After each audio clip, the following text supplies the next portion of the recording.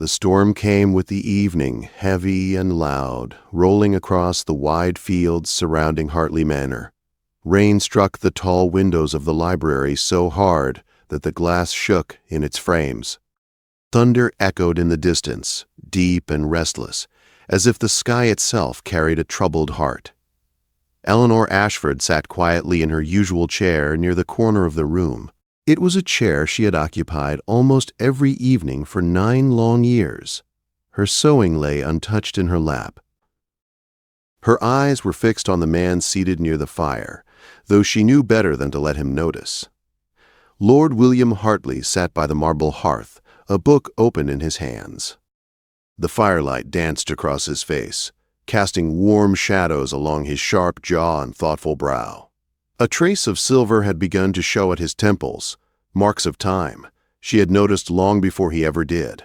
He turned a page calmly, unaware that someone in the room knew him better than anyone else alive. Eleanor had stopped counting how long she had loved him, but sometimes the number returned to her uninvited. 9 years, 9 months. More than 17 days beyond that. She no longer counted the hours. They hurt too much. She knew everything about him.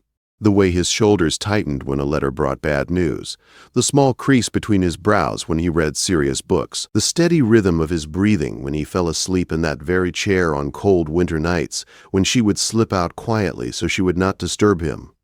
She knew the curve of his mouth, the shape of his hands, the sound of his footsteps in the hall.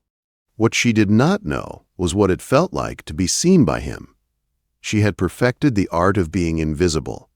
She moved through his life like a soft shadow, arranging his days with care. His meals were always ready. His letters always sorted, his world always in order. She loved him deeply, fully, and silently, asking for nothing in return. But something had changed. 3 nights earlier, during another storm much like this one, Eleanor had finally admitted the truth to herself. She could not go on like this.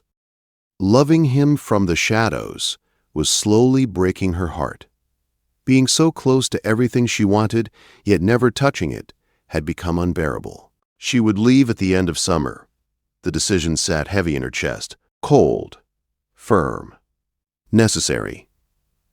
2 months remained. 2 months to memorize everything. The sound of his voice, the way he sat, the way the firelight touched his face.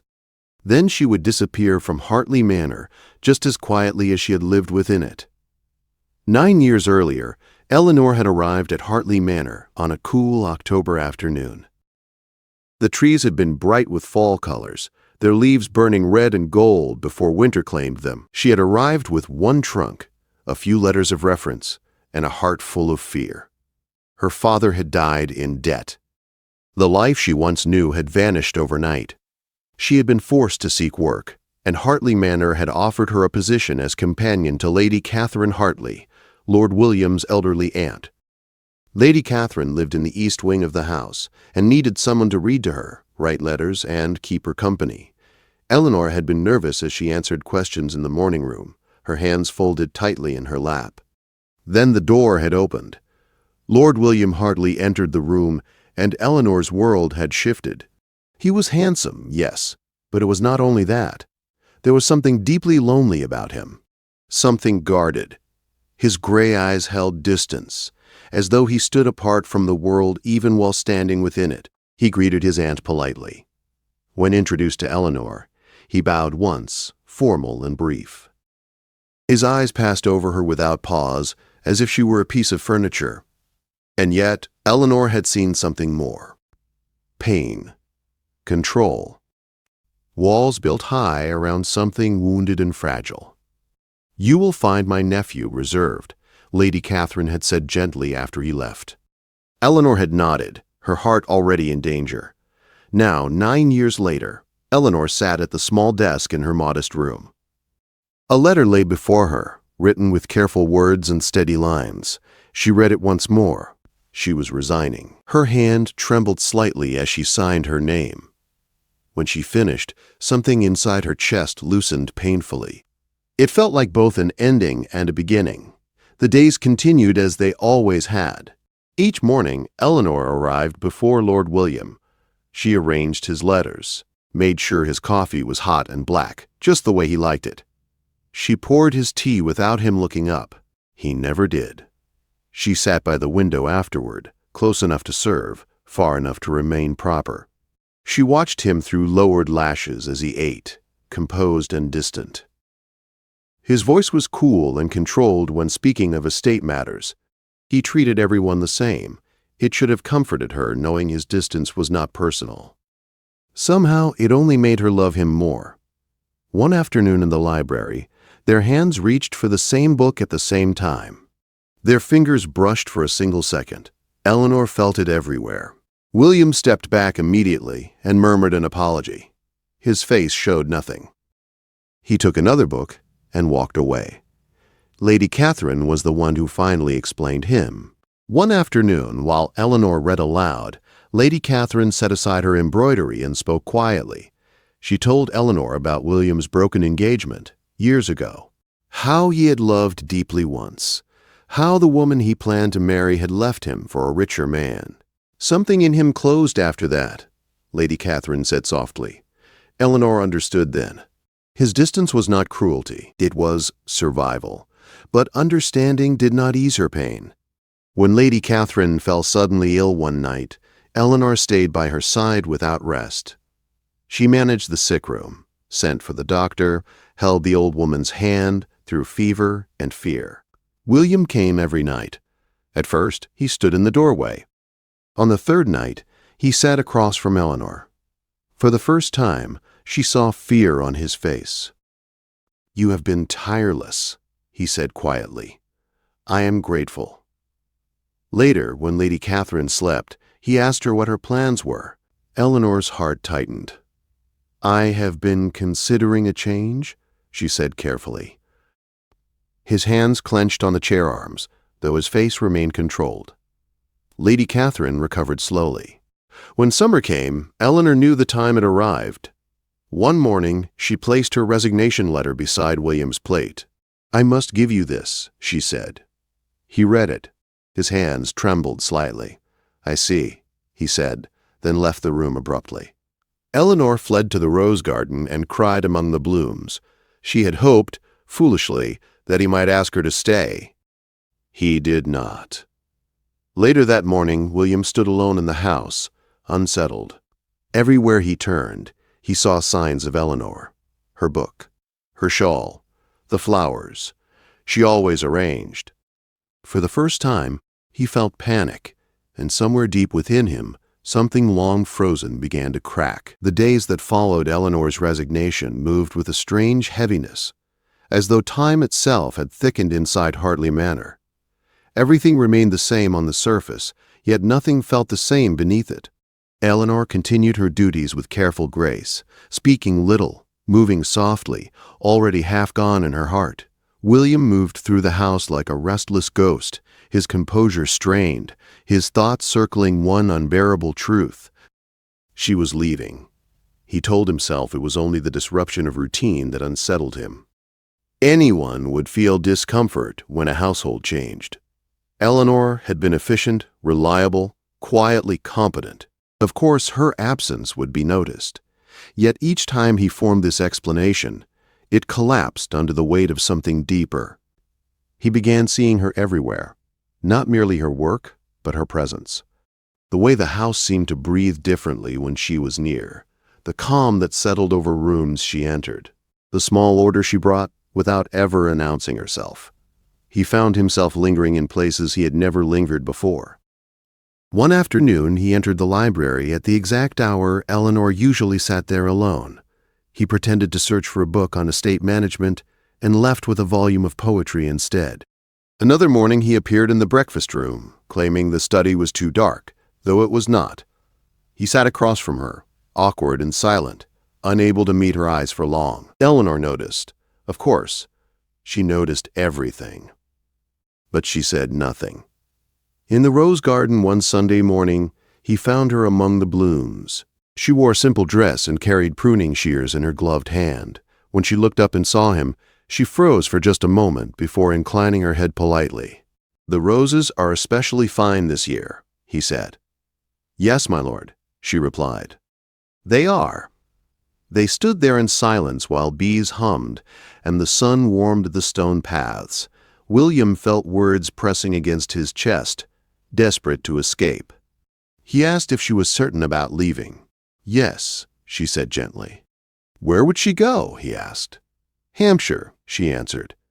"To serve another family." The word far echoed painfully in his mind. He wished she would ask him something. Wished she would give him permission to speak. But Eleanor had already learned how dangerous hope could be. The weeks narrowed.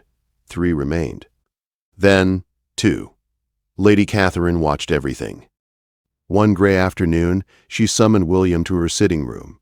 He entered reluctantly, already sensing what awaited him. "You are about to make a terrible mistake," she said without greeting. William stiffened. He tried to deny it, but the words rang hollow. "I have watched that girl love you for 9 years," Lady Catherine continued. "And I have watched you refuse to see her. Now that she is leaving, you wander this house like a man haunted. Yet still you say nothing." Her words struck with sharp precision. "You are afraid," she said. "Afraid of loving. Afraid of losing. Afraid of living." William felt exposed, stripped of every defense. "If you let her go," Lady Catherine said softly, "you will regret it every day of your life."